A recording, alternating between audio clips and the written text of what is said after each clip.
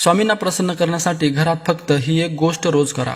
नमस्कार मित्रांनो, जे लोक रोज स्वामीची सेवा करतात त्यांना प्रत्यक्ष कितीतरी अनुभव येऊन गेले आहेत। जे लोक मनापासून स्वामीची सेवा करतात, आराधना करतात, त्यांना त्यांचे योग्य फळ मिळत आले आहे। महाराजांना प्रसन्न करून घेण्यासाठी फक्त आपण श्री स्वामी समर्थ असा मंत्र जप केला तरी चालतो, पण त्याचसोबत आपण जर हे स्वामी स्तोत्र वाचले तर त्याचा आपल्याला जास्त लाभ होऊ शकतो। आपण आज तिच्या स्तोत्राबद्दल बोलत आहोत। आपण आपल्या नित्यसेवेत हे स्तोत्र रोज वाचत गेलो तर त्याचे खूप चांगले लाभ आपल्याला मिळतात। या स्तोत्रामुळे स्वामी महाराज प्रसन्न होऊन आपल्या घराला आशीर्वाद देतात।